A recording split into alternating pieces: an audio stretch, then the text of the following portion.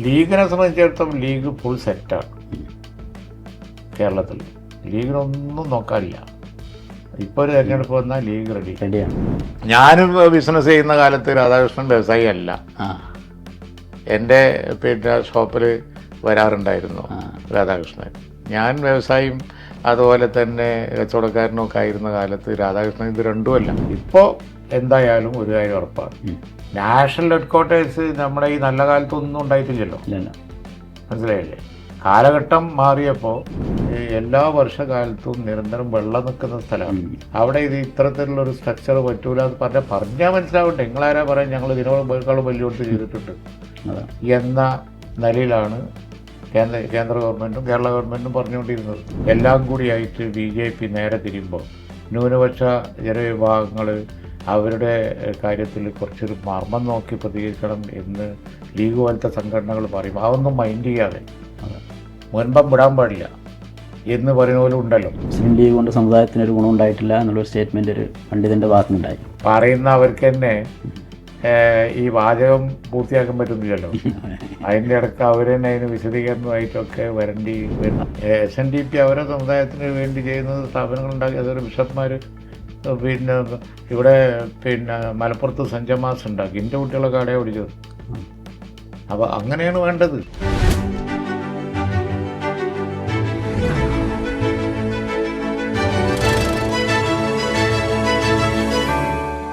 പ്രിയപ്പെട്ടവരെ, സാഗർ ടോക്സിലേക്ക് സ്വാഗതം. Indian union മുസ്ലിം ലീഗിൻ്റെ ദേശീയ ജനറൽ സെക്രട്ടറി, പ്രതിപക്ഷ ഉപനേതാവ് PK കുഞ്ഞാലിക്കുട്ടി സാഹിബാണ് നമ്മുടെ കൂടെയുള്ളത്. Welcome sir. നമസ്കാരം. നമ്മൾ ദേശീയ രാഷ്ട്രീയവുമായി ബന്ധപ്പെട്ട കുറച്ച് കാര്യങ്ങൾ സംസാരിച്ചുകൊണ്ട് തുടങ്ങാമെന്നാണ് വിചാരിക്കുന്നത്. ദേശീയ രാഷ്ട്രീയത്തിൽ പുതിയ കാലത്ത് പ്രത്യേകിച്ചും മൈനോറിറ്റി പൊളിറ്റിക്സിന് കൂടുതൽ പ്രസക്തി വന്നുകൊണ്ടിരിക്കുന്ന ഒരു കാലമാണ്. ഈ കാലത്ത് നമ്മൾ ഇന്ത്യൻ യൂണിയൻ മുസ്ലിം ലീഗിൻ്റെ ദേശീയ ജനറൽ സെക്രട്ടറി ആയിട്ട് സാർ വീണ്ടും തിരഞ്ഞെടുക്കപ്പെട്ടിരിക്കുകയാണ്. എങ്ങനെയാണ് ഈ ഒരു പദവിയെ കാണുന്നത്, അല്ലെങ്കിൽ എങ്ങനെയാണ് ഈ ഒരു പ്രതീക്ഷകൾ എങ്ങനെയൊക്കെയാണ്? മാറിയ രാഷ്ട്രീയ സാഹചര്യം വളരെ പ്രധാനപ്പെട്ട ഒന്ന് തന്നെയാണ്. ഇന്ത്യൻ യൂണിയൻ മുസ്ലിം ലീഗ് പോലെയുള്ള ഒരു പ്രബല ന്യൂനപക്ഷ ജനവിഭാഗത്തിൻ്റെ ഒരു ആധികാരിക സംഘടന എന്ന് തന്നെ പറയാലോ. ദി മേജർ മൈനോറിറ്റി കമ്മ്യൂണിറ്റി, അതാണ് ഇന്ത്യയിൽ മുസ്ലിം കമ്മ്യൂണിറ്റി. മറ്റ് മൈനോറിറ്റി കമ്മ്യൂണിറ്റീസും ഉണ്ട്, പക്ഷെ മേജർ മൈനോറിറ്റി കമ്മ്യൂണിറ്റി മുസ്ലിം കമ്മ്യൂണിറ്റിയാണ്. അവിടെ ഒരു നല്ല പ്രാതിനിധ്യമുള്ള ന്യൂനപക്ഷം എന്ന് പറയുന്നത് സസ്റ്റൈനബിൾ. അതെ അതെ അതെ. അപ്പോൾ അവരുടെ ഒരു ആധികാരിക രാഷ്ട്രീയ പാർട്ടിയാണ് പാർലമെൻറ്റിലും അകത്തും പുറത്തും സംസ്ഥാനങ്ങളിലൊക്കെ ഇന്ത്യൻ യൂണിയൻ മുസ്ലിം ലീഗ്. അതിൻ്റെ മതേതര പശ്ചാത്തലമാണ്. DMK മുന്നണിയിൽ, കോൺഗ്രസ് മുന്നണിയിൽ, പല മുന്നണികളിൽ ഒക്കെയായി ഒരു ചരിത്ര പശ്ചാത്തലമുള്ള പാർട്ടിയാണ്. ആ പാർട്ടിയുടെ പ്രവർത്തനത്തിന് വലിയ പ്രസക്തി വന്നിരിക്കുന്ന ഒരു കാലഘട്ടത്തിലൂടെയാണ് നമ്മൾ പോയിക്കൊണ്ടിരിക്കുന്നത്. ഇന്ത്യയിലെ ന്യൂനപക്ഷം ഇവിടുത്തെ മുഖ്യധാരയിൽ ആണ്, അല്ലാതെ ഇവിടെ ഒരു വിഭാഗീയത ഇല്ല. വിഭാഗീയതയെ ഞങ്ങൾ സപ്പോർട്ട് ചെയ്യുന്നില്ല, തീവ്രവാദത്തെ ഞങ്ങൾ സപ്പോർട്ട് ചെയ്യുന്നില്ല, അല്ലെങ്കിൽ ഏതെങ്കിലും തരത്തിലുള്ള രാജ്യവിരുദ്ധ പ്രവർത്തനങ്ങളെ ഞങ്ങൾ സപ്പോർട്ട് ചെയ്യുന്നില്ല. ഇതൊക്കെ എല്ലാവർക്കും അറിയാവുന്നതാണ്. അതിനുവേണ്ടിയാണല്ലോ ഇപ്പോൾ ഇന്ത്യൻ ഡെലിഗേഷനിൽ ഇപ്പോൾ UT മുഹമ്മദ് ബഷീർ പോയിരിക്കുകയാണ്. നേരത്തെ അഹമ്മദ് സാഹിബ് UN വരെ പോയി, വിദേശകാര്യ സഹമന്ത്രി എന്നുള്ള നിലയ്ക്ക് ലോകം മുഴുവൻ പോയി. അങ്ങനത്തെ ചരിത്ര പശ്ചാത്തലം ഇപ്പോൾ ഞങ്ങൾക്ക് ഉണ്ട്. ഒരു ചെറിയ പാർട്ടിയായ ഞങ്ങൾക്ക് അതുകൊണ്ട് തന്നെ പുതിയ സാഹചര്യത്തിൽ രാഷ്ട്രീയ സ്വാധീനം വികസിപ്പിക്കാൻ ഒരുപാട് സ്വാധീനമുണ്ട്. അതിനാണ് ഞങ്ങൾ ഹെഡ്ക്വാർട്ടേഴ്സ് ഡൽഹിയിൽ ഉണ്ടാക്കുന്നത്. അവിടെ കേന്ദ്രീകരിച്ച് ഞങ്ങൾ ഓരോ സംസ്ഥാനങ്ങളിലും പാർട്ടിയുടെ സ്വാധീനം വർദ്ധിപ്പിക്കാനും പാർട്ടിക്ക് മുന്നണികൾ ഉണ്ടാക്കാനും, ഞാൻ അടിവരയിട്ട് പറയാം, സ്വാധീനം വർദ്ധിപ്പിക്കുക എന്ന് പറഞ്ഞാൽ സ്വന്തമായിട്ട് അങ്ങോട്ട് ഒന്നും സാധിക്കില്ല. ഇന്ത്യൻ സാഹചര്യം അങ്ങനെയാണ്. എല്ലാവർക്കും ഇപ്പോൾ സംസ്ഥാനങ്ങളിൽ പ്രാദേശികമായ സാധ്യതകൾ ഉപയോഗപ്പെടുത്തുക. അങ്ങനെ ഈ മുന്നണികൾ വേണം. അപ്പോൾ അങ്ങനത്തെ ഫ്രണ്ട്സിലൊക്കെ ഇടം കിട്ടാനുള്ള സാധ്യത വളരെ കൂടുതലാണ്. ഇപ്പോൾ ഈ ഖായിദമില്ലത്തിൻ്റെ കാലത്ത് എന്ന് പറഞ്ഞപ്പോൾ മെഹബൂബ് അലി ബേഗാണ് നമ്മുടെ ആദ്യത്തെ ജനറൽ സെക്രട്ടറി. കോൺസ്റ്റിറ്റ്യൂൻ്റ് അസംബ്ലിയിലൊക്കെ മെമ്പറായിരുന്ന പ്രഗത്ഭനായ വ്യക്തിത്വമായിരുന്നു. അവിടെ നിന്ന് ഇങ്ങോട്ട് കുഞ്ഞാലി സാഹിബ് വരെ എത്തി നിൽക്കുകയാണ്. അപ്പോൾ ഈ ഒരു കാലം 2025 നമ്മൾ ഏഴര പതിറ്റാണ്ട് പിന്നിട്ടു.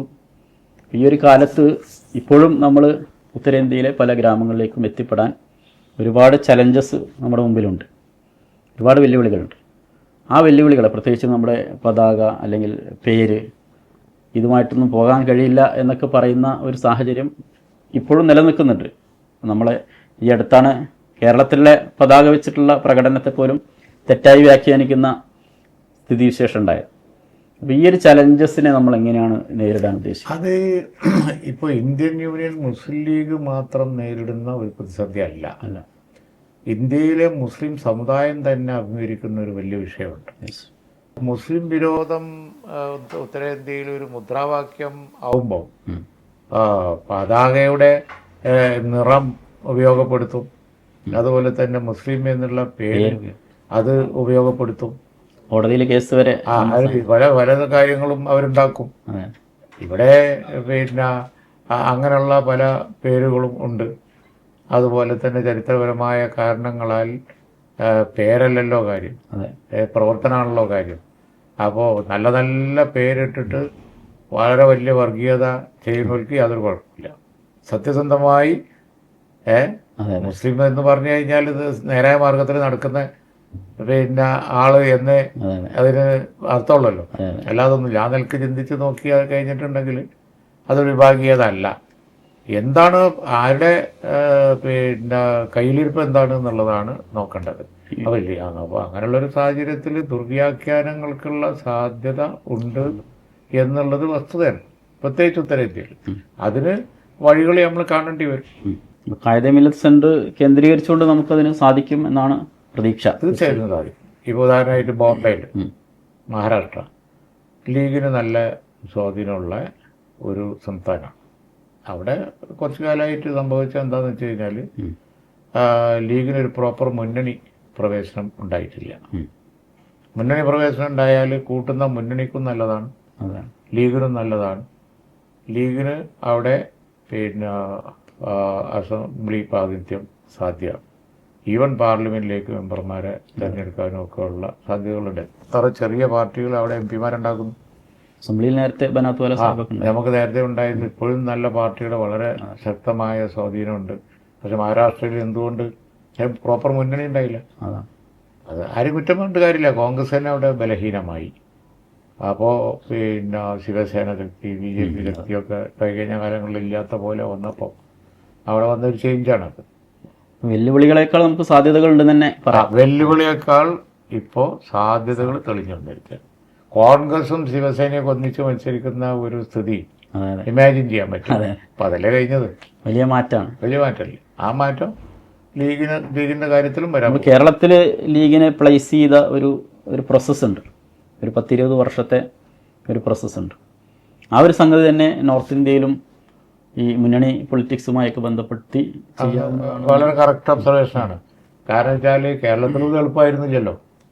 നമ്മളെ വിമർശിക്കുന്നവർ പറയാറുണ്ട് തൊപ്പി വരേണ്ടി വന്നു, പിന്നെ അകലെ നിർത്തി, മെമ്പർഷിപ്പ് രാജിവെക്കേണ്ടി വന്നു, തൊടാനും തീണ്ടാനൊന്നും പറ്റൂല എന്നുള്ള നിലയ്ക്ക് കൊണ്ടുപോയി എന്നെല്ലാം നമ്മളെ പറ്റി പറയാറുണ്ട്. എന്നിട്ട് അവസാനം മുന്നണിയിലെടുത്തില്ല. ഇലക്ഷനിൽ ഒരുമിച്ച് മത്സരിച്ചു 65-ൽ, പക്ഷെ എടുത്തില്ല. അതിൽ പ്രതിഷേധിച്ചാണ് 67-ൽ ഇടതുപക്ഷ മുന്നണി ഉണ്ടാക്കിയത്. ഒക്കെ ഇവിടെ പല മറിമായങ്ങളും കഴിഞ്ഞല്ലേ കേരളത്തിൽ സുസ്ഥിരമായ ഒരു സ്ഥിതി ലീഗിനുണ്ടായത്. അത് ഇന്ത്യ മഹാരാജ്യത്തിൽ ഒരുപക്ഷെ അതിലേക്കാവും പോകുന്നത്. ഇപ്പോൾ എന്തായാലും ഒരു കാര്യം ഉറപ്പാണ്, നാഷണൽ ഹെഡ്ക്വാർട്ടേഴ്സ് നമ്മുടെ ഈ നല്ല കാലത്തൊന്നും ഉണ്ടായിട്ടില്ലല്ലോ. മനസ്സിലായില്ലേ? കാലഘട്ടം മാറിയപ്പോൾ നെസസിറ്റി വർദ്ധിച്ചപ്പോൾ അതുണ്ടായി. അപ്പം എപ്പോഴും ലോക നിയമം ആണല്ലോ അത്, നെസസിറ്റിയാണ് കാര്യങ്ങൾക്ക് പിന്നെ തീരുമാനം ഉണ്ടാവാൻ ഇടയാക്കുന്നത്. ഒരു അത്യാവശ്യം വന്നാൽ ജൈവ പിന്നെ വളർച്ചയുടെ ഒരു രീതിയാണത്. പ്രകൃതി നിയമമാണ്. പ്രകൃതി നിയമമാണ്, അള്ളാന്റെ നിയമം എന്ന് പറയാം. ആവശ്യം വന്നാൽ ഉണ്ടായിക്കോളും. അതാണ്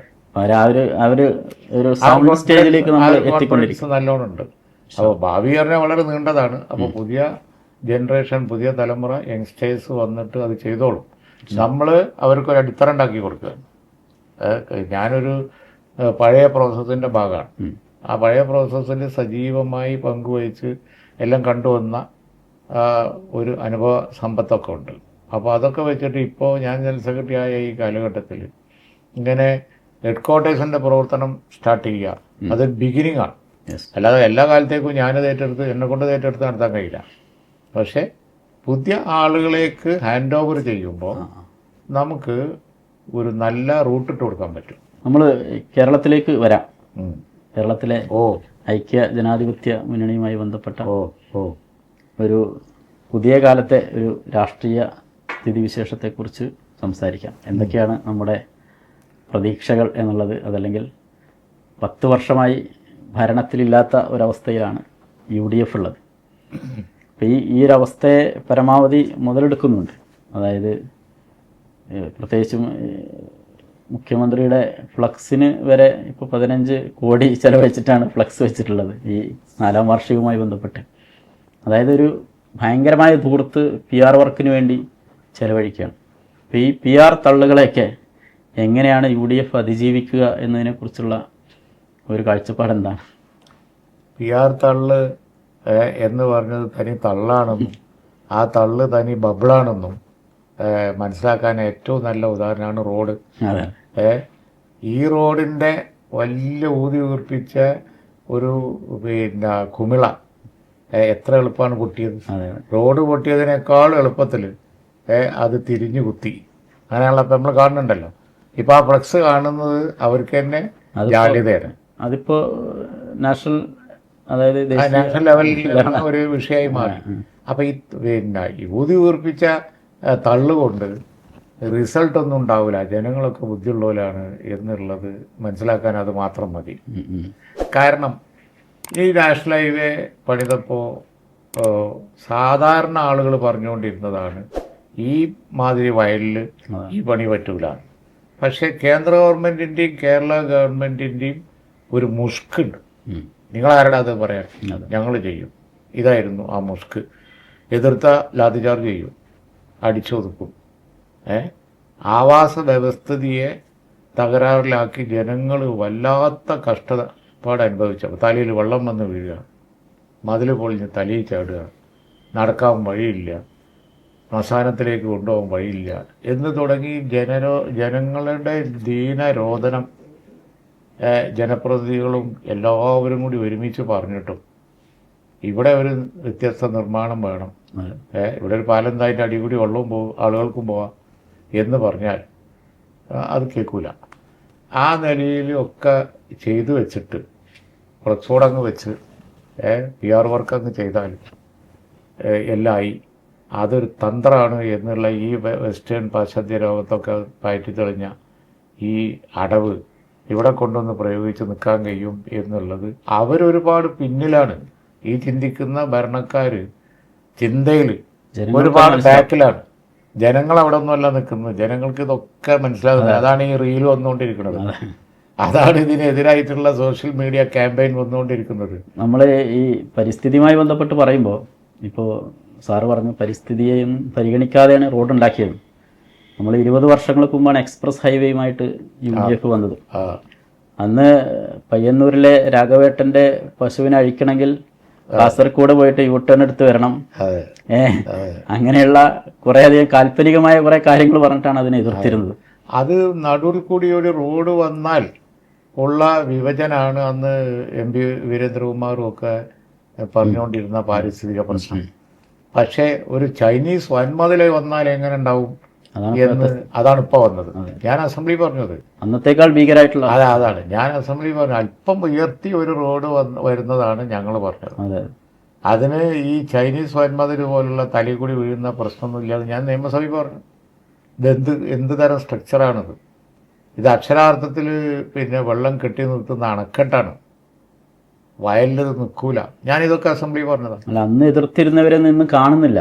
അതായത് അന്ന് പരിഷത്തിനെ പോലുള്ള സംഘടനകൾ, പരിസ്ഥിതി സംഘടനകൾ, അവരൊക്കെ ഒരുപാട് എതിർപ്പായിട്ട് വന്നിരുന്നു. അതെ അതെ. അപ്പോൾ ഈ എതിർപ്പ് ഇപ്പോൾ പരിസ്ഥിതി നാശം എന്നുള്ളത് UDF ഭരിക്കുമ്പോൾ മാത്രമാണോ എന്നുള്ളൊരു ചോദ്യം മാളത്തിൽ ഒളിച്ചതാണ്. കാരണം വെച്ചാൽ ഇവരുടെ ഒരു മുക്ക് കണ്ടപ്പോൾ ഭയന്നുപോയി എല്ലാവരും. അവർ ചെയ്യുകയും ചെയ്തു. കേൾക്കാനല്ല, അവരെ പറ്റി കേൾക്കാനില്ല. അല്ല ഇവരോട് പറഞ്ഞിട്ട് കാര്യമില്ല എന്ന് മനസ്സിലാക്കിയിട്ട് മാളത്തിൽ ഒളിച്ചു. പേടിയാണ്, എല്ലാവർക്കും പേടിയായി. കാരണം എന്താണെന്ന് വെച്ചാൽ ഈ റോഡിനെ ആവാസ വ്യവസ്ഥയ്ക്ക് പിന്നെ ബുദ്ധിമുട്ടില്ലാത്ത രീതിയിൽ നിർമ്മാണം വേണം എന്ന് പറഞ്ഞ് പ്രക്ഷോഭം നടത്തിയവർ അടിച്ചൊതുക്കിയതാണ്. അതെ അവർ ലാത്തിചാർജ് ചെയ്തു, അറസ്റ്റ് ചെയ്തു, ഉള്ളിലിട്ടിട്ടാണ് ഈ റോഡ് ഉണ്ടാക്കിയത്. എന്നിട്ട് പിന്നെ ജനപ്രതിനിധികൾ പറഞ്ഞ ചില്ലറ കാര്യങ്ങൾ ചെയ്തു കൊടുത്താൽ മതിയായിരുന്നു. അതൊന്നും ചെയ്തില്ല. ഈ കൂരിയാട് എല്ലാ വർഷകാലത്തും നിരന്തരം വെള്ളം നിൽക്കുന്ന സ്ഥലമാണ്. അവിടെ ഇത് ഇത്തരത്തിലുള്ളൊരു സ്ട്രക്ചർ പറ്റൂല എന്ന് പറഞ്ഞാൽ മനസ്സിലാവണ്ടേ? നിങ്ങളാരാ പറയാൻ ഞങ്ങൾ ഇതിനോളം വലിയോടത്ത് ചെയ്തിട്ടുണ്ട് എന്ന നിലയിലാണ് കേന്ദ്ര ഗവൺമെൻറ്റും കേരള ഗവൺമെൻറ്റും പറഞ്ഞുകൊണ്ടിരുന്നത്. ഈ കേരളത്തിൽ UDF ശക്തിപ്പെടണം എന്നും ഈ ഭരണം മാറണമെന്ന് ജനം ആഗ്രഹിക്കുന്നൊരു കാലമാണ്. UDF ശക്തിപ്പെടുത്താൻ എന്താണ് കുഞ്ഞാലിക്കുട്ടി സാഹിബിൻ്റെ ഒരു... അതല്ല, ഞാനിപ്പോൾ നേരത്തെ ചോദിച്ച ചോദ്യത്തിൽ പിന്നെ പുതിയ രാഷ്ട്രീയം എന്ന് പറയുന്നത് ഈ കേരള ഗവൺമെൻറ് കഴിഞ്ഞ 10 കൊല്ലമായിട്ട് പറഞ്ഞ ഒരു പ്രോജക്റ്റോ ഒരു കാര്യവും നടപ്പാക്കാൻ അവർക്ക് പറ്റുന്നില്ല. അത് അവർ തുറന്ന് സമ്മതിച്ചുകൊണ്ടിരിക്കുകയാണ്. ഇപ്പോൾ കിഫ്ബി പരാജയം, KFON പരാജയം, അതുപോലെ അങ്ങ് എടുത്ത് നോക്കുകയാണെന്നുണ്ടെങ്കിൽ അവരുടെ മേജർ പദ്ധതികൾ മുഴുവൻ പരാജയം. പിന്നെ ഇവർ പറഞ്ഞുകൊണ്ടിരിക്കുന്ന കാര്യങ്ങൾക്കകത്ത് യാതൊരുവിധ പിന്നെ പ്രായോഗികതയില്ല, അവരത് ചെയ്യൂല എന്ന് ജനങ്ങൾക്ക് ബോധ്യം വന്നൊരു കാലഘട്ടം. പിന്നെ ഏറ്റവും വലിയ ഒരു ബുദ്ധിമുട്ട് എന്താ വെച്ചാൽ കേരളത്തിലെ ജനങ്ങൾ ഒരുപാട് സാമൂഹ്യ സുരക്ഷാ പദ്ധതികളും കാര്യങ്ങളും ഒക്കെ അനുഭവിച്ചുകൊണ്ടിരുന്ന ആളുകളാണ്.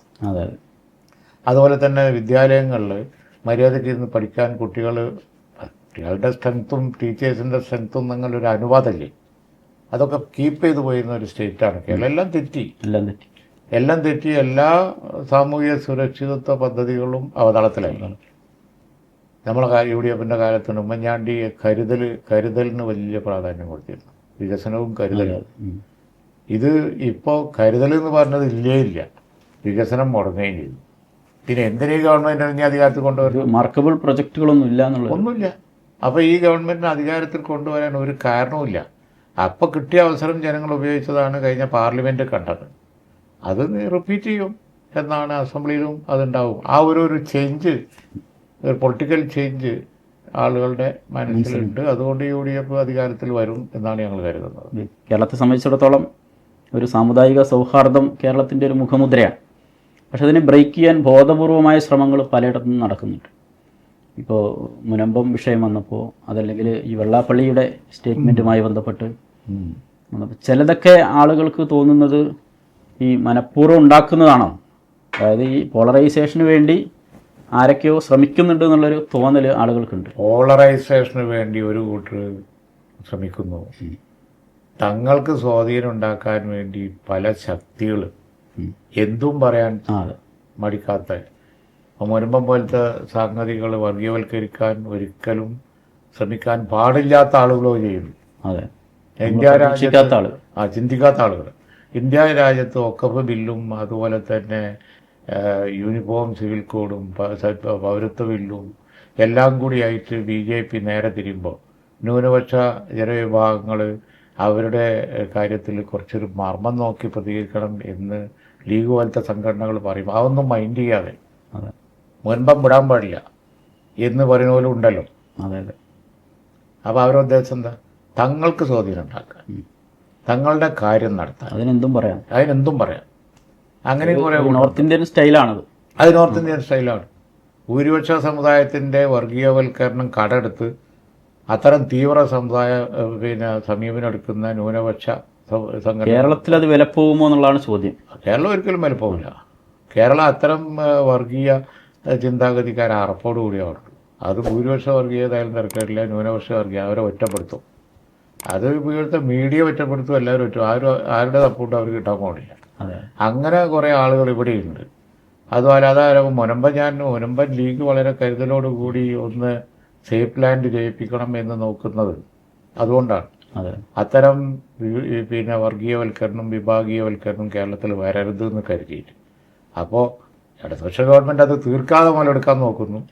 BJP ആ ഇഷ്യൂ കത്തിച്ച് അവർക്ക് വർഗീയവൽക്കരിച്ച് മുതലെടുക്കാൻ നോക്കുന്നു. വേറെ ചിലർ മൈനോറിറ്റി താല്പര്യമാണ് എന്നും പറഞ്ഞിട്ട് പറയാൻ പാടില്ലാത്തത് പറഞ്ഞ് തങ്ങൾക്ക് ബടക്കാക്കി തങ്ങൾക്കാക്കാൻ നോക്കണം. അങ്ങനെ പലരും ഉണ്ട് ഇവിടെ. ആ കാര്യങ്ങളൊക്കെ തിരിച്ചറിഞ്ഞ് മുന്നോട്ട് പോകാനുള്ള കഴിവ് ഇവിടുത്തെ മുസ്ലിം സമുദായത്തിനുമുണ്ട്, അതുപോലെ തന്നെ മുഖ്യധാരയിലുള്ള മറ്റു ക്രിസ്ത്യൻ സമുദായത്തിനുണ്ട്, ഹൈന്ദവ സമുദായത്തിനും എല്ലാവർക്കും ഉണ്ട്. കേരളത്തിൻ്റെ ഒരു ശുഭോദർക്കമായ കാര്യം അതാണ്. അതുകൊണ്ട് ആരുടെ അടവും ഇവിടെ വിലപ്പോകാൻ പോകില്ല. സത്യസന്ധമായി കാര്യങ്ങൾ മനസ്സിലാക്കി ഇപ്പോൾ കണ്ടില്ലേ, ഇപ്പം എന്താ സ്ഥിതി? ആ പ്രശ്നം സമാധാനപരമായി തീർന്നുകൊണ്ടിരിക്കുകയാണ്. മുതലെടുക്കാൻ വേണ്ടി പാത്രം വട്ടി കൊണ്ട് കാത്തിരുന്നവർക്കൊന്നും വട്ടിയിലൊന്നും കിട്ടുന്നില്ല, ഒഴിഞ്ഞു പോകാനോ. ബില്ല് പാസ്സായാൽ പ്രശ്നം തരും, ബില്ല് പാസ്സാവുന്നതായ പ്രശ്നം തരും, ഞങ്ങളെ വട്ടിയും കൊണ്ട് നിന്ന് ഒരു വേറെ കൊണ്ട് നീട്ടിക്കൊണ്ടുപോയി ഞങ്ങൾക്ക് വല്ലതും കിട്ടുമെന്ന് വിചാരിച്ച് ഗവൺമെൻറ്റിൻ്റെ വക്താക്കൾ അങ്ങനെയൊന്നും. ഞാൻ നേരത്തെ പറഞ്ഞൊരു കൂട്ടരുണ്ടല്ലോ, മുനമ്പവും നമുക്ക് ഉപയോഗിച്ച് കളയാം എന്ന് വിചാരിച്ച് ലീഗിനെ ക്ഷണിപ്പിക്കാൻ പറ്റും എന്ന് വിചാരിച്ചുകൊണ്ട് കോട്ടയം കൊണ്ട് നടക്കുന്ന പോലെ ചിലരുണ്ട്. ആർക്കും കിട്ടിയില്ല. അത് ആളുകൾക്കറിയാം അത് എങ്ങനെ തീർക്കണം, ഇതൊക്കെ സമാധാനപരമായി തീരേണ്ട വിഷയമാണ് എന്നുള്ള ഒരു തിരിച്ചറിവ് ജനങ്ങളെ സംബന്ധിച്ചിടത്തോളം ഇവിടെ ഉണ്ട്. ജനങ്ങൾ അണ്ടർ എസ്റ്റിമേറ്റ് ചെയ്യണം അവരൊക്കെ. അതാണ്. അതുകൊണ്ട് ഞങ്ങൾക്ക് വേവലാതി ഇല്ലാത്തതാണ്. സാദിഖ് അലി ശിഹാബ് തങ്ങളും ഞങ്ങളൊക്കെ ഈ കാര്യത്തിൽ എടുത്തിരിക്കുന്ന സമീപനം സമാധാനപരമായിട്ട് തീർന്നാൽ മതി, മുതലെടുപ്പിനൊന്നും നിൽക്കണ്ടാകും. ഇത് തിരിച്ചറിയാനുള്ള കഴിവൊക്കെ കേരളത്തിൽ ഞങ്ങൾക്കുണ്ട്. അതാണ് ഞങ്ങളുടെ ആശ്രയം. കേരളത്തിൽ തെരഞ്ഞെടുപ്പ് കുഞ്ഞാപ്പ തന്നെ നയിക്കുന്നതാണ് സാദിഖ് അലി തങ്ങൾ പറഞ്ഞത്. എങ്ങനെയാണ് നമ്മൾ തെരഞ്ഞെടുപ്പിൻ്റെ ഒരു മുന്നൊരുക്കങ്ങൾ പാർട്ടി ലെവലിൽ അല്ലെങ്കിൽ സംഘടനാ തലത്തിൽ നമ്മൾ ആലോചിക്കുന്നത്? അല്ല, തങ്ങൾ പറഞ്ഞു അത്. പക്ഷേ ഞങ്ങളൊരു ടീമായിട്ടാണ് വർക്ക് ചെയ്യുന്നത്. തങ്ങളാണ് ഈ പാർട്ടിക്ക് നേതൃത്വം കൊടുക്കുന്നത്. അപ്പോൾ അങ്ങനെ ഒരു ചുമതല തങ്ങൾ പറഞ്ഞാൽ അത് വളരെ നല്ല നിലയിൽ നിർവഹിക്കും. പിന്നെ പാർട്ടിയുടെ ജനറൽ സെക്രട്ടറി ഉണ്ട്, അതുപോലെ തന്നെ പാർട്ടിയുടെ മറ്റ് മുതിർന്ന നേതാക്കൾ കേരളത്തിലുണ്ട്, അത് പാർട്ടിയുടെ ഭാരവാഹികളുണ്ട്, ജില്ലാ ഘടകങ്ങളുണ്ട്, പോഷക സംഘടനകളുണ്ട്. എല്ലാവരെയും കൂട്ടി യോജിപ്പിച്ച് ഇനി അങ്ങോട്ട് നിരന്തരം കൂടിയാലോചനകൾ നടത്തി ഇലക്ഷൻ സ്ട്രാറ്റജികൾ ഉണ്ടാക്കി പോകാനാണ്. അത് കോൺഗ്രസിൻ്റെ പുനഃസംഘടനയും അതുപോലുള്ള കാര്യങ്ങളും ഒരു പ്രശ്നമുണ്ടായിരുന്നു.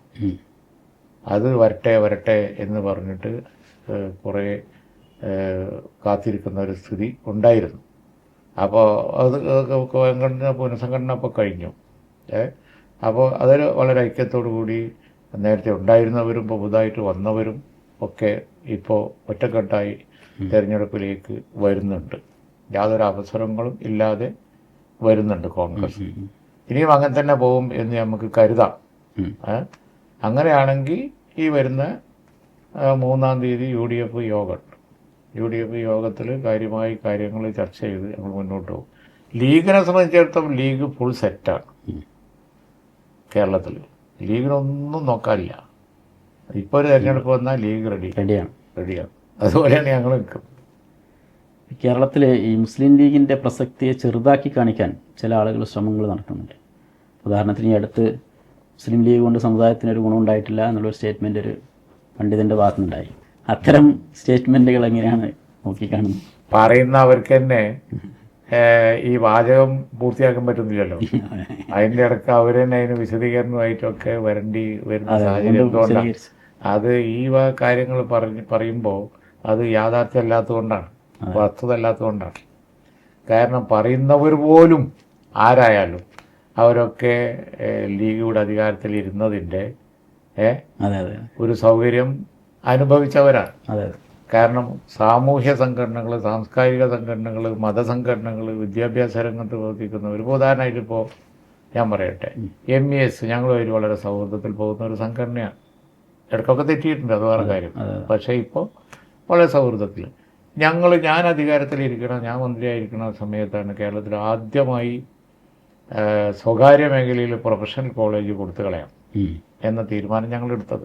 വൻ എതിർപ്പുണ്ടായി ഇടതു വർഷത്തിൻ്റെ അടുത്ത്. സ്വകാര്യം കേൾക്കാനേ പാടില്ലാത്ത കാലമാണ് അവർ. ചുവപ്പ് കണ്ട കാളയെ പോലെ സ്വകാര്യം എന്ന് കേട്ടാൽ അങ്ങനത്തെ കാലമാണ്. അങ്ങനത്തെ ആളുകൾ നേതൃത്വം കൊടുക്കുന്ന സമയമാണ്. പക്ഷെ നമ്മൾ അനുവദിച്ചു. ഒരു എൻജിനീയറിംഗ് കോളേജ് കൊണ്ടുവരിക പിന്നെ സ്വകാര്യ മേഖലയിൽ എന്ന് സ്വാശ്രയം കൊണ്ടുവരിക എന്ന് വിചാരിച്ചു. ഞങ്ങൾ MESനെ ഏൽപ്പിച്ചത് എൻ്റെ മണ്ഡലത്തിൽ കുറ്റിപ്പുറത്ത് ഫസ്റ്റ് സ്ഥാപനമാണത്. ഇപ്പോൾ എത്ര എഞ്ചിനീയറിംഗ് കോളേജ് വന്നത് വേറെ കാര്യം. നമ്മൾ സ്വയം നടത്തുകയല്ലല്ലോ ചെയ്തത്, നമ്മൾ മതസംഘടനകളെ സപ്പോർട്ട് ചെയ്യുക ചെയ്തത്, സാംസ്കാരിക സംഘടനകളെ സപ്പോർട്ട് ചെയ്തു. അതേപോലെ തന്നെ വിദ്യാഭ്യാസ രംഗത്ത് ഞാൻ MESൻ്റെ ഉദാഹരണം പറയാം, അങ്ങനെയുള്ള സംഘടനകളെ സപ്പോർട്ട് ചെയ്തു. എല്ലാം ലീഗ് എടുത്ത് നടത്തുകയാണോ? ലീഗ് നടത്തുന്നുണ്ട്, പക്ഷേ എല്ലാം ലീഗ് എടുത്ത് നടത്തിയിട്ടില്ലല്ലോ. അപ്പോൾ പിന്നെ ആ പറയുന്നത് കറക്റ്റല്ല. എല്ലാവരും കൂടി ഉണ്ടാക്കിയതാണ് കേരളത്തിൻ്റെ വികസനം.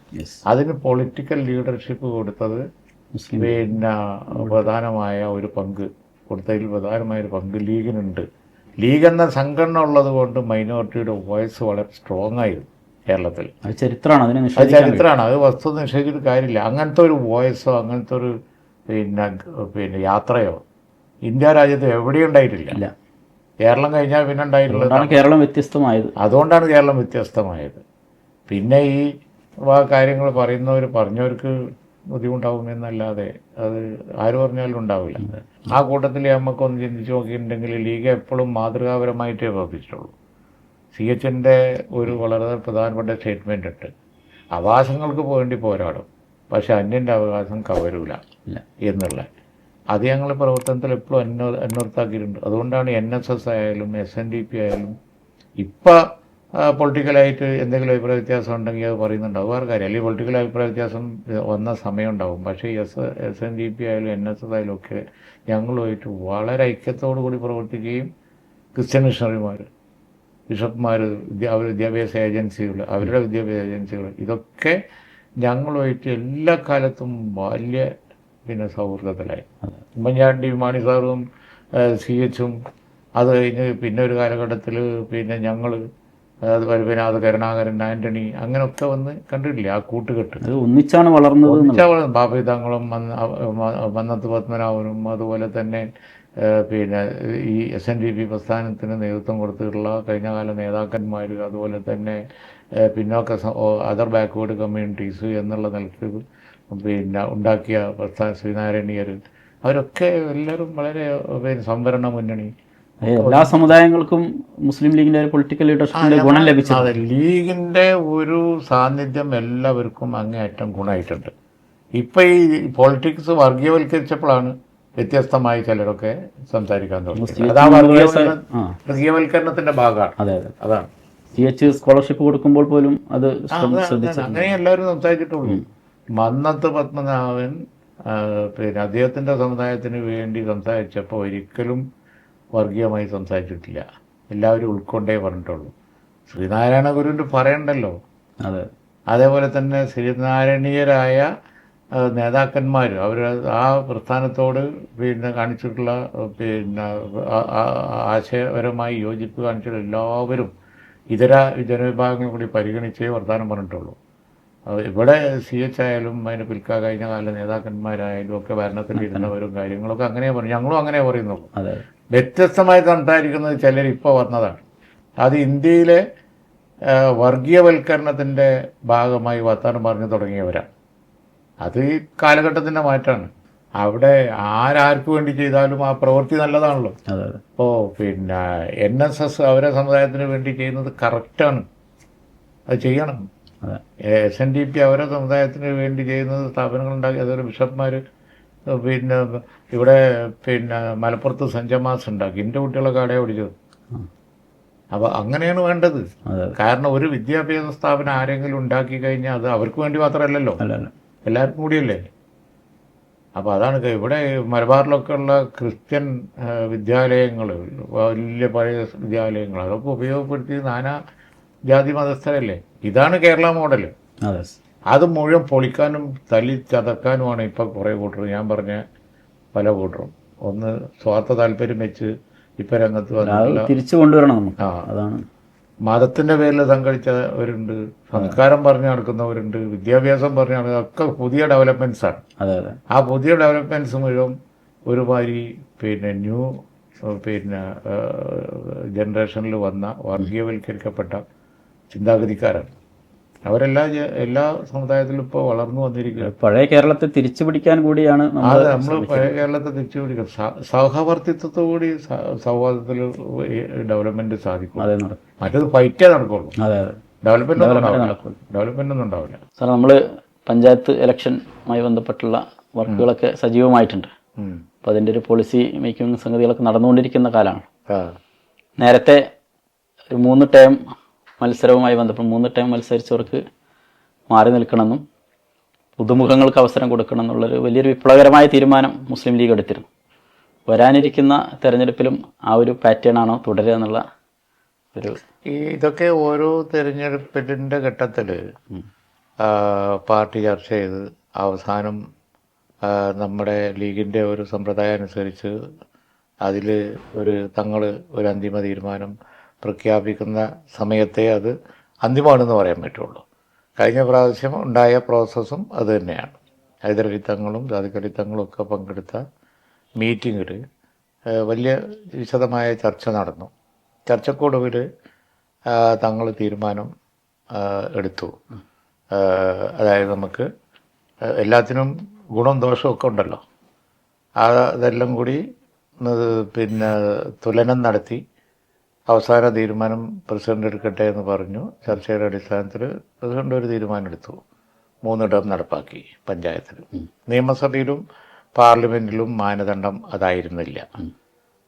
നിയമസഭയിലും പാർലമെൻറ്റിലും വന്നപ്പോൾ വേറൊരു മാനദണ്ഡം. ഉദാഹരണമായിട്ട് ഇപ്പോൾ റീസെൻ്റായിട്ട് നടന്നത് പാർലമെൻറ്റാണല്ലോ. പാർലമെൻറ്റിൽ പരിചയ സമ്പന്നതയും സീനിയോറിറ്റിയും പാർലമെൻറ്റിൽ അതാണ് വേണ്ടത് എന്നുള്ള നിലയിൽ ആ തീരുമാനമെടുത്തു.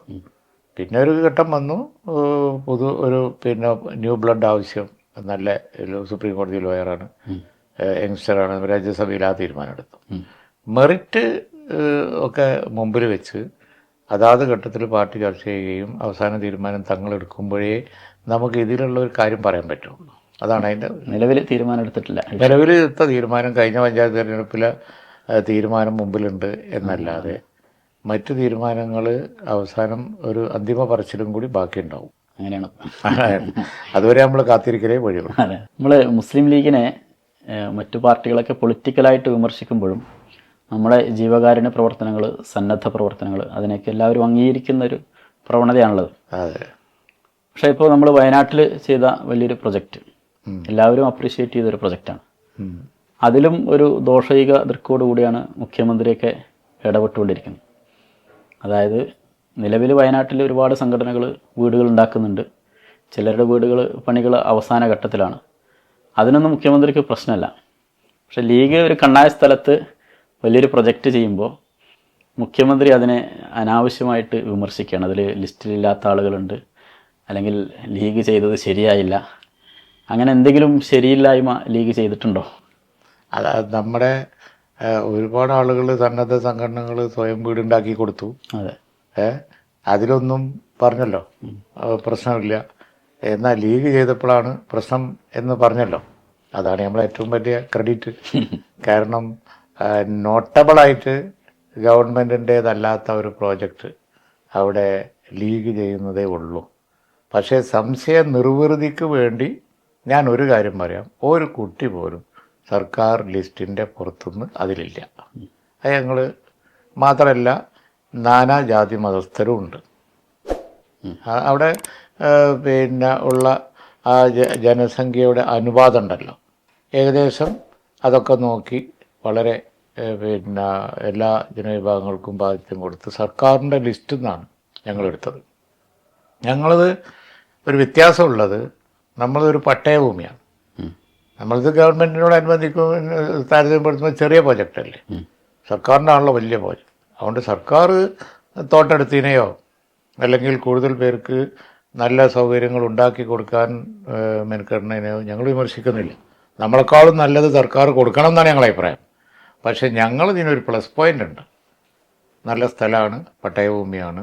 അപ്പോൾ അത് താരതമ്യേന ഗവൺമെൻറ്റിനോട് താരതമ്യപ്പെടുത്തുമ്പോൾ അതിനേക്കാളും ചെറുതാണ്. പക്ഷെ ചെറുതിൽ ഏറ്റവും വലുത് ഞങ്ങളിതാണ്.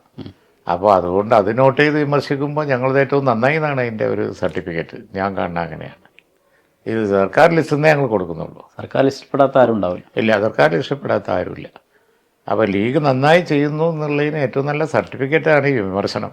ഞാനതിനെ അങ്ങനെയാണ് കാണുന്നത്. പുതിയ കാലത്ത് സോഷ്യൽ മീഡിയയിലും അല്ലാതെയും സമസ്തയുമായി ബന്ധപ്പെട്ട പ്രശ്നങ്ങൾ, സമസ്തക്കുള്ളിലെ പ്രശ്നങ്ങൾ, ഒരു മുസ്ലിം ലീഗിനെ കക്ഷി ചേർത്തുകൊണ്ട് ഉള്ള ചർച്ചകൾ, അനാവശ്യമായ ചർച്ചകളൊക്കെ പലപ്പോഴായി വന്നുകൊണ്ടിരിക്കുന്നുണ്ട്. ഈ വിഷയങ്ങൾക്കുള്ളൊരു അൾട്ടിമേറ്റ് സൊല്യൂഷൻ, പല ചർച്ചകളും നടന്നു, ഇപ്പോഴും നടന്നുകൊണ്ടിരിക്കുന്നു. സാർ അതിൽ മധ്യസ്ഥ വഹിക്കുന്ന ഒരാളും കൂടിയാണ്. അപ്പോൾ എങ്ങനെയാണ് ഇതിനൊരു സമുദായം ഇതിനൊരു പരിഹാരം ആഗ്രഹിക്കുന്നുണ്ട്, അതല്ലെങ്കിൽ ആ വിഷയത്തെ കഴിയുന്നതും ഒരു കണ്ടെയ്ൻ ചെയ്തിട്ട് കൊണ്ടുപോകാനാണ് സമസ്തയുടെ ലീഡർഷിപ്പും അതുപോലെ തന്നെ ഞങ്ങളെല്ലാവരും ശ്രമിക്കുന്നത് അതിനു വേണ്ടി തന്നെയാണ്. പിന്നെ വലിയ വലിയ പ്രസ്ഥാനങ്ങളാവുമ്പോൾ ചെറിയ ചെറിയ പ്രശ്നങ്ങളൊക്കെ ഉണ്ടാവുമല്ലോ, പറഞ്ഞു തീർത്ത് മുന്നോട്ട് പോകാൻ കഴിയും എന്ന് തന്നെയാണ് ഇപ്പോഴും ഞങ്ങളുടെ പ്രതീക്ഷ. വൈകാതെ പരിഹരിക്കാൻ കഴിയുന്നതന്നെയാണ് പ്രതീക്ഷ. വ്യക്തമായ നിലപാട് ഈ കാര്യത്തിലൊക്കെ ലീഗിനും ഉണ്ട്. പക്ഷേ ലീഗ് എപ്പോഴും ആഗ്രഹിക്കുന്നത്, പാർട്ടി എപ്പോഴും ആഗ്രഹിക്കുന്നത് മതസംഘടനകളും അതുപോലെ തന്നെ സാമൂഹിക സാംസ്കാരിക വിദ്യാഭ്യാസ സംഘടനകളും ഒക്കെ അവരവരുടെ മേഖലയിൽ ശക്തിപ്പെട്ട് മുന്നോട്ട് പോകണം എന്നാണ്. അതിനകത്ത് വേറൊരു പൊളിറ്റിക്സ് വന്നിട്ടൊരു ഭിന്നിപ്പ് വരരുതെന്നാണ് ലീഗ് ആഗ്രഹിക്കുന്നത്. അതുകൊണ്ടേ നേട്ടമുണ്ടാവുള്ളൂ. ആ കൂട്ടായ്മക്ക് ആ കെട്ടുറപ്പ് അതാണ് കേരളത്തിലെ വിജയിച്ച പരീക്ഷണം. അതുകൊണ്ട് ഭിന്നിപ്പ് ഞങ്ങളുടെ ഒരു സമീപനമല്ല, അതുകൊണ്ട് തീർക്കാനേ നോക്കുള്ളൂ. സാദിഖ് അലി ശിഹാബ് തങ്ങളെയും അതുപോലെ തന്നെ പാണക്കാട് കുടുംബത്തെയും ഈ ലീഡർഷിപ്പിലുള്ളവരെയൊക്കെ അനാവശ്യമായി അധിക്ഷേപിക്കുന്ന ഒരു പ്രവണത സോഷ്യൽ മീഡിയയിൽ ഈ വിഷയവുമായി ബന്ധപ്പെട്ടുണ്ട്. അത് ശ്രദ്ധയിൽപ്പെട്ടിരുന്നു? അതല്ലെങ്കിൽ അതിനെ പാണക്കാട് കുടുംബത്തെ അധിക്ഷേപിച്ചിട്ട് കാര്യമില്ല. കാരണം പാണക്കാട് കുടുംബത്തിന് സമൂഹത്തിൽ, ഞാൻ സമുദായത്തിൽ എന്നുപോലും അല്ല പറയുന്നത്, സമുദായത്തിൽ ഡെഫിനറ്റായിട്ടുമുണ്ട്, സമൂഹത്തിലുള്ള ഒരു മതിപ്പും സ്ഥാനവും അത് നമ്മളാരും വിചാരിച്ചാലും അതില്ലാതാക്കാൻ കഴിയില്ല. അതിന് പരമ്പരാഗതമായി ഒരുപാട് കാരണങ്ങളുണ്ട്. അവരുടെ പശ്ചാത്തലമുണ്ട്. സർവോപരിയായ ഒരു ദൈവാനുഗ്രഹമാണ്. മനസ്സിലായില്ലേ? അതിപ്പോൾ എന്ത് സൂത്രപ്പണികൾ ആര് ഉപയോഗിച്ചാലും അവരെ ചെറുതാക്കാൻ കഴിയില്ല. അത് വെറുതെയാണ്. കഴിഞ്ഞ കാലങ്ങളിൽ ഒരുപാട് അത്തരം ശ്രമങ്ങൾ, ഇത് രഹസ്യമല്ലല്ലോ, കഴിഞ്ഞ കാലങ്ങളിലൊക്കെ ഉള്ളതാ. ഇപ്പോൾ പൂക്കോയ തങ്ങളുടെ കാലത്തും ബാപ്പോയ തങ്ങളുടെ കാലത്തും അതുപോലെ തന്നെ ശിഹാബ് തങ്ങളുടെ കാലത്തൊക്കെ ഈ ശ്രമം ഉണ്ടായിട്ടുണ്ട്. പക്ഷെ അത് സമൂഹം അംഗീകരിക്കില്ല. അതുകൊണ്ട് തന്നെ അത് നിലക്കില്ല. ഏറ്റവും ഒടുവിൽ ഇതുമായി ബന്ധപ്പെട്ട് പറയുകയാണെങ്കിൽ VM രാധാകൃഷ്ണനെ വിസിറ്റ് ചെയ്തതുമായി ബന്ധപ്പെട്ട ഒരു വിഷയം, അദ്ദേഹത്തിൻ്റെ അമ്മ മരിച്ചപ്പോൾ താങ്കളും അതുപോലെ തന്നെ സാദിഖ് അലി ശിഹാബ് തങ്ങളും കൂടെ വീട്ടിൽ പോകുന്നു. അതിന് വേറൊരു ആംഗിളിൽ, അതായത് ഒരു ബാർ മുതലാളിയുടെ വീട്ടിൽ എന്തിനു പോയി എന്നൊക്കെ ചോദിക്കുന്ന രൂപത്തിൽ അതിനെ വഴിതിരിച്ചു വിടുന്ന ഒരു ചർച്ചകൾ നടന്നുകൊണ്ടിരിക്കുന്നുണ്ട്. അതവർക്ക് അറിഞ്ഞുകൂടായിട്ടാണ്. ഈ ഞങ്ങൾ പോയത് വ്യവസായിയായ രാധാകൃഷ്ണൻ്റെ വീട്ടിലല്ല, ചേങ്ങോട്ടൂക്കാരൻ, പാണക്കാട്ട് എപ്പോഴും വരുന്നത്, നമ്മളവിടെയൊക്കെ എപ്പോഴും വരുന്ന ഒരു പഴയ രാധാകൃഷ്ണനുണ്ട്. ആ വീട്ടിലെ അമ്മയാണ് മരിച്ചത്. ആ വീട്ടുകാരെ അറിയാം, ഈ അമ്മയെ അറിയാം, അതുപോലെ തന്നെ അവിടെ ബാക്കിയുള്ളവരെയൊക്കെ അറിയാം. അത് അവർ ഈ വ്യവസായി എന്നൊക്കെ പറയുന്ന കാര്യത്തിൽ ഇതൊക്കെ ആകുന്നതിൻ്റെ മുമ്പ് തന്നെ വലിയ പരിചയമുള്ള ആളുകളും കുടുംബമായിട്ട് അങ്ങോട്ടും ഇങ്ങോട്ടുമൊക്കെ അറിയുന്ന അവർ മരിച്ചാൽ പോകില്ലേ? അത് മനസ്സിലായില്ലേ? മരിച്ചാൽ പോകണമല്ലോ. മരിച്ചാലും കിടക്കാതിരിക്കുക എന്ന് പറഞ്ഞത് ഒരു മര്യാദയായി കണ്ടുകൂടല്ലോ. അതുകൊണ്ട് നേരത്തെ അറിയുന്ന ഒരു മഹതി, ആ കുടുംബത്തിലെ അറിയാൻ അവരോടുള്ള ഞങ്ങളെ ഫോട്ടോ ഒക്കെ ഉണ്ട്. ഈ മഹതിയുടെ പഴയ ഫോട്ടോസൊക്കെ ഉണ്ട്. ഫേസ്ബുക്കിൽ ഇട്ടു. കാലം മുതലുള്ള കുടുംബപരമായി ബന്ധമുള്ള ചേങ്ങോട്ടൂർ എന്ന് പറഞ്ഞാൽ ഇവിടെ അടുത്തല്ലേ, ചേങ്ങോട്ടൂക്കാരൻ ഈ പറഞ്ഞ രാധാകൃഷ്ണൻ. ഫോട്ടോ. അതെ, അവിടെ ഞാനും ബിസിനസ് ചെയ്യുന്ന കാലത്ത് രാധാകൃഷ്ണൻ വ്യവസായി അല്ല. എൻ്റെ ഷോപ്പിൽ വരാറുണ്ടായിരുന്നു രാധാകൃഷ്ണൻ. ഞാൻ വ്യവസായിയും അതുപോലെ തന്നെ കച്ചവടക്കാരനും ഒക്കെ ആയിരുന്ന കാലത്ത് രാധാകൃഷ്ണൻ ഇത് രണ്ടുമല്ല. അന്നേ എൻ്റെ കടയിലും എൻ്റെ വീട്ടിലും എൻ്റെ സ്ഥാപനത്തിലൊക്കെ വരാറുണ്ട്. പാണക്കാട് കുടുംബത്തിൽ ഡെഫിനറ്റായിട്ടും അവർ കുടുംബസമേതം വരാറുണ്ട്. അങ്ങനെയൊക്കെയുള്ള ആളുകൾ അവരുടെ വീട്ടിലൊരു മരണം ഉണ്ടായാൽ പോകുന്നതിനും ഉപയോഗപ്പെടുത്തുന്നവരുടെ മതിപ്പേ കുറയുള്ളൂ. ഞങ്ങൾക്കൊന്നും പറ്റൂല. അത് സാരില്ല. അപ്പോൾ അതൊക്കെ അവസാനിപ്പിക്കാന്ന് വിചാരിക്കുന്നത്. MSF അതുപോലെ തന്നെ യൂത്ത് ലീഗ്, MSF ഇപ്പോൾ സമ്മേളന കാലമാണ്, സമ്മേളനങ്ങൾ നടന്നുകൊണ്ടിരിക്കുന്നത്. യൂത്ത് ലീഗിൻ്റെ മെമ്പർഷിപ്പ് കാലമാണ്. നമ്മുടെ പോഷക ഘടകങ്ങളൊക്കെ വളരെ സജീവമായിട്ട് നിൽക്കുന്ന ഒരു ഘട്ടമാണ്. എങ്ങനെയാണ് പുതിയ തലമുറയിലുള്ള ഒരു പ്രതീക്ഷ? വളരെ ഉഷാറായിട്ട് വരുന്നുണ്ട്. എനിക്ക് വളരെ അഭിമാനമുണ്ട്. നമ്മുടെ സംഘടനാ ശക്തി ഇപ്പോൾ പുതിയ തലമുറയും ഏറ്റെടുത്തിരിക്കുന്നു. കാരണം MSF ക്യാമ്പസുകളിലൊക്കെ വലിയ നേട്ടങ്ങൾ ഉണ്ടാക്കുന്നു, കോളേജ് അംഗങ്ങളിലൊക്കെ സ്ഥിരമായി ജയിക്കുന്നു, പുതിയ മേഖലയിലേക്ക് പോകുന്നു. ഇപ്പോൾ പണ്ടാണെങ്കിൽ നമ്മളെ പറ്റി പറയാറുണ്ട്, നമ്മൾ ഈ ഷൊർണൂർ പാലത്തിന് അപ്പുറമില്ല എന്നൊക്കെ. ഇപ്പോൾ അവിടെയൊക്കെ MSF ക്യാമ്പസുകളിലൊക്കെ വളരെ സ്വാധീനം, ഈവൻ പിന്നെ നാഷണൽ ലെവലിൽ പല യൂണിവേഴ്സിറ്റികളിലും. അപ്പോൾ MSF കാലത്തിനനുസരിച്ചുള്ള പ്രവർത്തനമായിട്ട് പോകുന്നു. യൂത്ത് ലീഗും അതേപോലെ തന്നെ. ഇപ്പോൾ പുതിയ കമ്മിറ്റി വരാൻ പോവാണ് ഇനി അഖിലേന്ത്യാ യൂത്ത് ലീഗിന്. അവരൊക്കെ നന്നായി പ്രവർത്തിക്കും, യാതൊരു സംശയവുമില്ല. പുതിയ ജനറേഷൻ ഉൾക്കൊള്ളുന്ന ഒരു ഐഡിയോളജി എന്ന് പറഞ്ഞത്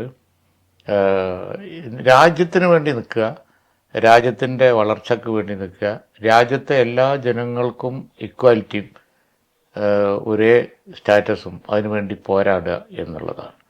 അതിപ്പോൾ ഞങ്ങളെ സംബന്ധിച്ചിടത്തോളം എല്ലാവരും ആക്സെപ്റ്റ് ചെയ്ത് കഴിഞ്ഞു.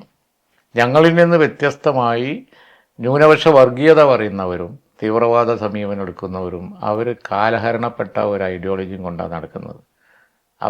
അവർക്ക് ആളെ കിട്ടില്ല. അതുകൊണ്ട് ഇവിടുത്തെ മുഖ്യധാരാ രാഷ്ട്രീയ പാർട്ടികളൊക്കെ മുന്നണികളൊക്കെ ഞങ്ങൾ അംഗീകരിച്ചിട്ടുണ്ട്.